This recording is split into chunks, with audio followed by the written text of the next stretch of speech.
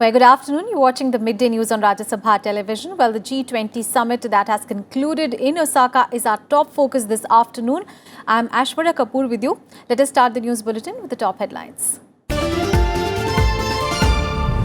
G20 summit concludes in Osaka. Prime Minister Modi calls for strict action against fugitive economic offenders. Members pledge support for gender equality, climate change.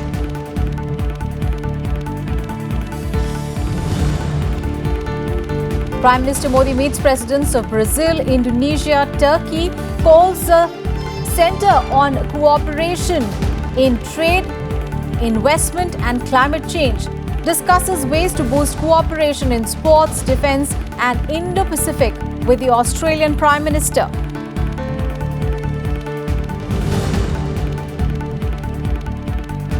Back on track, says US President Donald Trump after talks with the Chinese Premier Xi Jinping.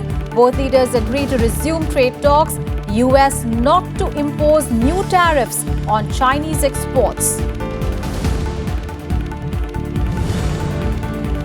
India's forex reserves hit a record high of $426.42 billion in the week to 21st of June, rise due to higher foreign currency inflows and stable rupee.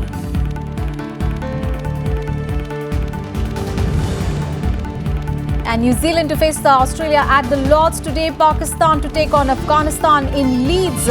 South Africa trounced Sri Lanka by 9 wickets in Durham. And Sri Lanka's hopes of making it to the semi-finals. The 14th G20 summit has concluded in Osaka in Japan today, and issues of inclusive and sustainable world, climate change and energy dominated the summit. And during the summit, the world leaders deliberated on issues like free trade and economic growth, world economy, taxation, finance, digital economy, environment and infrastructure as well. Prime Minister Narendra Modi directed the attention of the world leaders towards key challenges. And at the summit, PM Modi also called for strict action against fugitive economic offenders.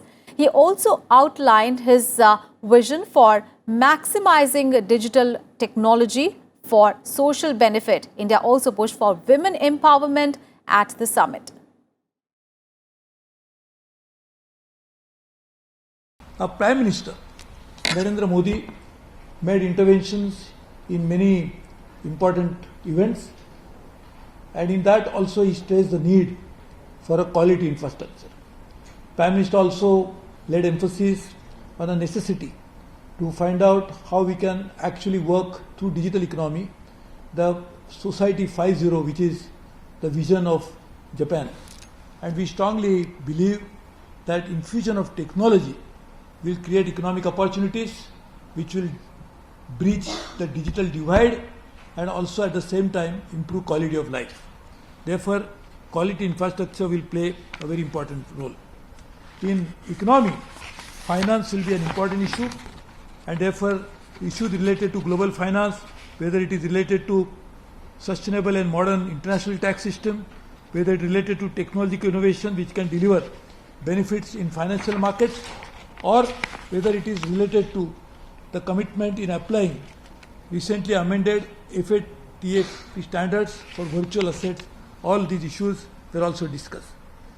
We also have agreed to work on open and resilient financial system grounded in agreed international standards. India, under the leadership of Prime Minister Narendra Modi, has been championing that we need anti-corruption measures at global level. So fight against corruption should be done by all G20 countries by combating foreign bribery and to ensure that each G20 country has a law to enforce it, so that people committing economic crimes in one geography will not be able to run away to other and try to escape the clutches of law. Women empowerment, we already decided that we should work on STEM, which STEM stands for science, technology, engineering and mathematics. If women can be given education into STEM, science, technology, engineering and mathematics, they would obviously be empowered. So we welcome the initiative, and we feel that Women Entrepreneurs Finance Initiative in support of women's entrepreneurship in developing countries is also an important element. On climate change, there are obviously huge discussion. India strongly believes that climate change is a reality. It's the biggest threat to humanity. It's the biggest existential challenge to biological life, and therefore we must strongly deal with climate change as well as the ill effect of climate change. Climate change has two important components, whether it's mitigation or adaptation. We have already embarked upon a major program under Prime Minister's leadership, Narendra Modi's leadership, of 100,000 megawatts of solar and 70,000 megawatts of wind energy. And therefore mitigation will be a reality soon. But at the same time, the past historical emissions which are there in atmosphere, which are causing innumerable natural disasters in the world, we need adaptation for it. G20 summit in Osaka is over, and now everyone is analyzing the outcome of G20 summit in its own way. Here is Mr. John Curtin, the director of G20 research group. So sir, if I ask you very crisply, what is the major outcome of this G20? The G20 Osaka summit made a major advance for freer trade in many ways. It launched the Osaka track for negotiations for the free flow of digital or electronic commerce with trust to deliver results within a year. It saw China promise all the G20 countries to open its market, bring in imports, and give a level playing field to foreign investors with the domestic ones. And then, of course, it produced the great trade truce between China and the United States. That's fantastic that China has opened its own market for everyone to come here, come there, go there and invest and sell in their market. Prime Minister Modi also held bilateral meetings with the G20 leaders on the second and concluding day of the summit in Osaka today. He held talks with the President of Brazil, Jair Bolsonaro, on the sidelines of the summit.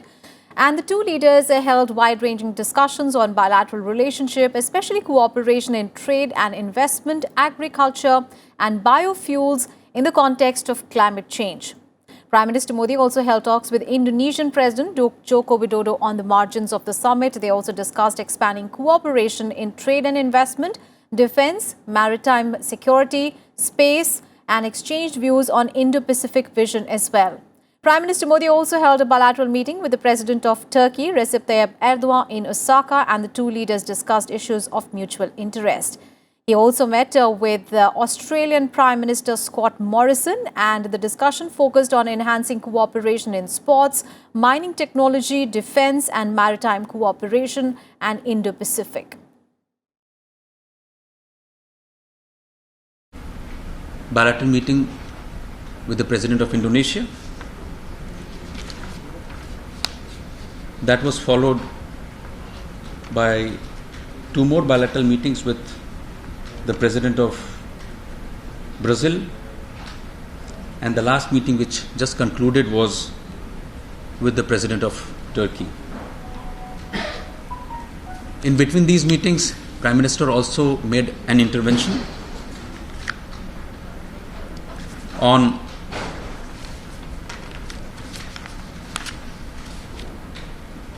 the session 3 on the topic addressing inequalities, realizing an inclusive and sustainable world. All right, Akhilesh Suman is now joining us live from Osaka in Japan. Akhilesh, so the G20 summit has concluded. Of course, the trade issues are the ones that dominate because we're talking about the G20 summit. But apart from that, other issues like inclusive and sustainable development, climate change, women empowerment were also in the focus during the summit. What are the key takeaways? It's a really interesting summit in that way that a real takeaway, if you ask me, a real takeaway is the normalization, or you can say that a reduction of tension in the trade area is a major takeaway. When I say about reduction in the tension, that means reduction in tension between India and America, reduction in tension between China and America. and also reduction of tension between Japan and America. Because Mr. Donald Trump was one person, everyone was eyeing that what stand he takes about these issues. Because before every meeting he was making a tweet that was scaring everyone that nobody knows that how he is going to deliberate in the G20 meeting. But I think the result was fantastic. In the meeting between India and USA, there was a bit better understanding that we used to have seen earlier, and Mr. Trump understood that trade issues are not just simplistic that 1+1=2. Rather, it has to be seen in a different way, and he agreed that yes.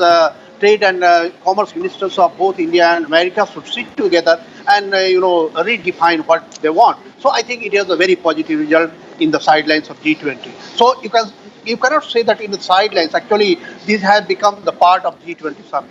Other thing that that Xi Jinping and Donald Trump meeting, that was also fantastic. Just today it happened, and everyone is saying that the results were positive, and both leaders understood that yes, we need to resolve the issue. Otherwise, Yes. the world will be in a very deep crisis, and not only the world, America and China will also be impacted. Yes. So I think US has said that there will be no fresh, tax imposition on Chinese, and Chinese are taking respite, and they are telling that we will open the market for other countries of G20 also to do in Myanmar. So this is a very big result as far as G20, members are concerned, that they will get a scope to sell in China. Right. So everyone Akhilesh, wanted that stay yes, with us. So we'll we just buy come from back to China. you. We will talk about Donald Trump and Xi Jinping meeting. Let us remind our viewers that striking a conciliatory note amid ongoing trade war with China, US President Donald Trump has said that the trade negotiations with China were back on track after excellent talks with Chinese President Xi Jinping. Both leaders also agreed to resume trade and economic talks to resolve the trade impasse. The two leaders held bilateral meetings on the sidelines of the G20 summit, and Chinese state media said that Washington had committed not to impose any new tariffs on Beijing's exports. Rarely would you see. Chinese culture is an incredible culture. I look forward to working with you. As you know, we've had an excellent relationship, but we want to do something that will even it up with respect to trade. I think it's something that's actually very easy to do. I actually think that we were very close, and then something happened where it slipped a little bit, and now we're getting a little bit closer, but it would be historic if we could do a fair trade deal. We're totally open to it, and I know you're totally open to it. I know all of your representatives. I've been working very hard with my representatives. Let's go back to our colleague Akhilesh Suman. Akhilesh, as you were mentioning about the important meeting that Donald Trump had with the Chinese president. Of course, before the start of the summit, there were concerns about, and people were anticipating the meeting, but they were saying that you never know what comes really out of that meeting. But a very positive note really struck at the G20 summit. Chinese state media is also saying that the US has said that it will not impose any more tariffs on Chinese exports as well. So those are very, very significant, decisions taken at this meeting. Right. That is what I was trying to tell, that this is also counted as one of the achievements of G20. When I'm asking the experts here, they said that sideline activities are also part of the G20 process, and in that way it can be told as an achievement. And that the way trade talks had been going on, almost more than 10 rounds of talks between China and USA had failed, and now at the topmost level they have decided that there will be no fresh imposition of taxes. That means tension has reduced and everybody is feeling a relief. And as far as as you were asking, that major takeaway from G20, the major takeaway, you can say that there is a fairer deal, and G20 nations told that there should be fairer deal among the developing nations and developed nations as far as level playing is concerned. So every country should get an equal level playing field in the trade. And you know that G20, basically it was started as a trade body, and still it tries to concentrate around the trade issue. So in that way, it is one of the major understanding among the G20 members that yes, we have to play level playing field for even smaller players like Maldives, like Nepal. So and India also, China also has voted that yes, we will open our market. So in that way, it is a major takeaway. Other than that, that on the issue of climate change, though on climate change, there was no major headway. But India has made it very clear that developed nations did not contribute what they had committed, so they have to contribute. Other than that, that Suresh Prabhu Sherpa of G20 from India, he made very specific comment that no country, developed country, has contributed even a penny for stopping the climate change. So it is a mirror for everyone in the world that yes, developed countries should come forward, and they have to come forward. Mere words will not suffice. And that US President Donald Trump is still not committing that they will agree with the Paris commitment. So I think there is something more to be decided later on. But as far as G20 takeaways are concerned, that every country understood and every country expressed their understanding that in digital economy, in trade of data, and in also higher technology, there should be effort so that even underdeveloped countries can have an approach and Right. can have access. So it will be difficult to tell this time that how it will be implemented. But theoretically, everyone agrees that if there will be so much mismatch between technological development between one country and another, it will be a difficult situation. So Right. they vote that they will try to accommodate every country, and this is not a body that takes a decision. This is a body that makes a suggestion. This is a body that makes their interest express and makes their intent express. So I think this has been very positive. All right. Akhilesh, thank you so much for all those updates there from Osaka in Japan. And G20 leaders also participated in an event on women empowerment at this summit in Osaka on Friday. The special event on women's empowerment was attended by Prime Minister Narendra Modi, US President Donald Trump, Japanese Prime Minister Shinzo Abe and other heads of state of the G20 countries. And the leaders showcased their support for helping women close the gap with men in finance and other forms of economic empowerment. And Queen Maxima of the Netherlands, the UN Secretary General's special advocate for inclusive finance for development, also said that it is necessary to close this gap for women to be economically empowered. And speaking at the event, White House advisor Ivanka Trump addressed the need to prioritize women empowerment around the world. Every nation, including the United States, can and should do more. We must continue to prioritize women's economic empowerment and place it at the very heart of the G20 agenda.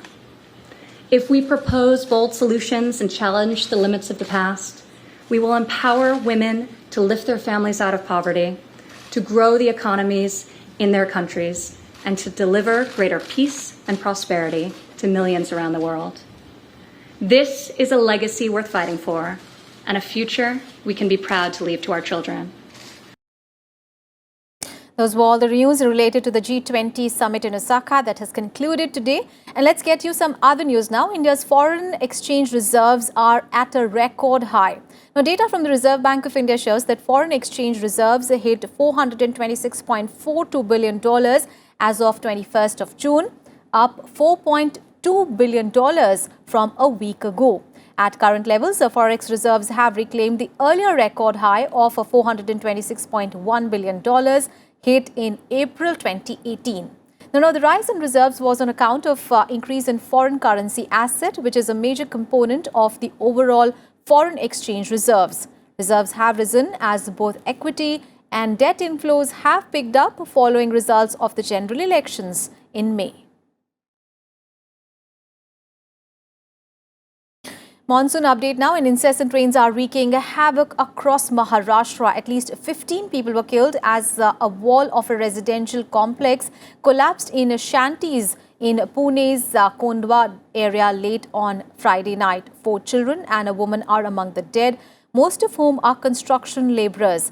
The injured have been admitted to nearby hospitals and rescue operations are underway. And in other rain-related incidents across the state, 8 people have been killed and 5 others have been injured. The persons died in Mumbai as rains lashed the city. 3 of them died. An 8-year-old boy died after being struck by lightning in Palghar, while 2 farm laborers were killed in Akola. 2 people, including a teenage girl, were killed in rain-related incidents in Nashik as well. And talking about the national capital, Delhi, monsoon is likely to make an onset here on 3rd of July. IMD said that a low-pressure area is likely to develop in the Bay of Bengal on 30th of June, which will help the monsoon advance.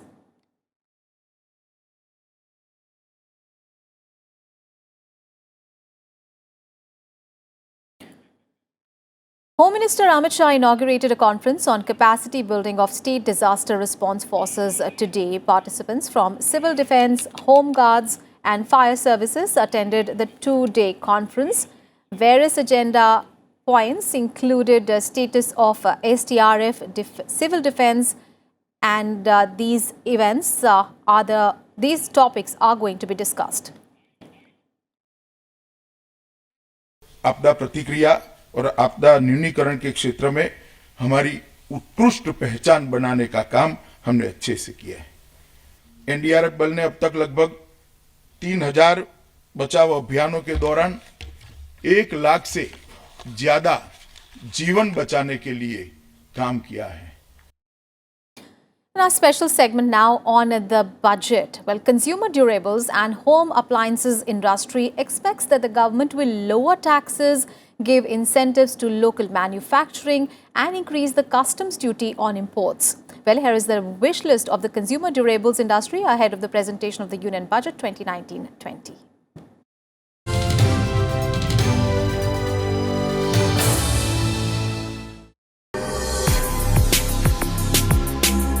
The consumer durables sector was the beneficiary of the interim budget's measures to provide liquidity to taxpayers. Consumer appliance makers are now seeking a tax cut in the budget on products like refrigerators, television parts, washing machines and air conditioners.